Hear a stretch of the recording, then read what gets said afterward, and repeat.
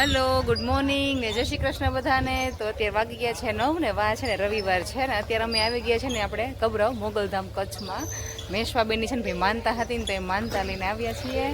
અને મેશવાબેન છે ને ભાઈ બગીચો અહીંયા એને મળી ગયો છે હિંચકા ને એવું એટલે મજા આવી ગઈ છે. ને અત્યારે આરતીનો સમય થઈ ગયો છે 9 વાગી ગયા છે.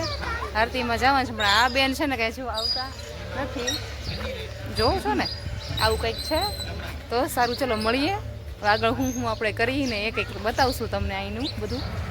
મંદિરમાં તો છે ને જો આપણે કાંઈ નથી કાંઈ વિડીયો ઉતારવા દેતા એટલે આપણે અહીંયા આરતીને તો કાંઈ નહીં ઉતારી પણ આપણે કંઈક બીજું કંઈક એક્સપ્લોર કંઈક કરશું ને તો એ બતાવશું. સારું ચાલો તમને તો બન્યા રહેજો આગળ. ઘણા દિવસ પછી આજે લોંગ વિડીયો બની આવ્યો છે.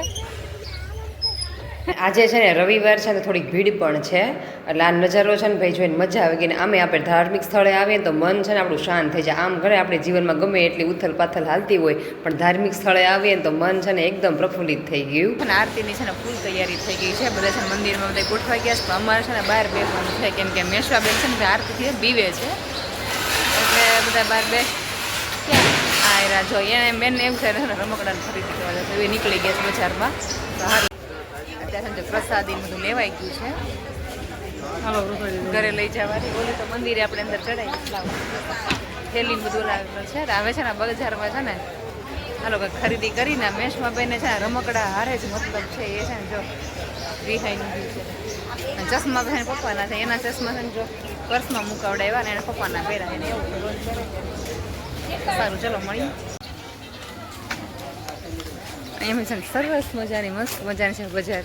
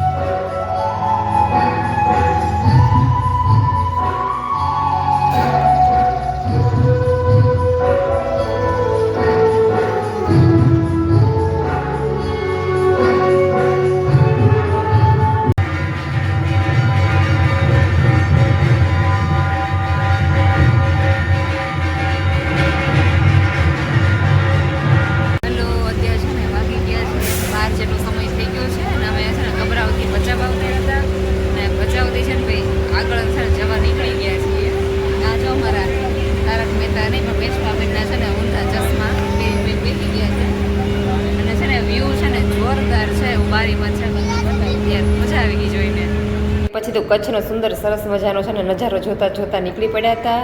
અને આમે કહેવત છે કે કચ્છ નહીં દેખાતો કુછ નહીં દેખા એટલે એ જોઈને છે ને મજા પડી ગઈ.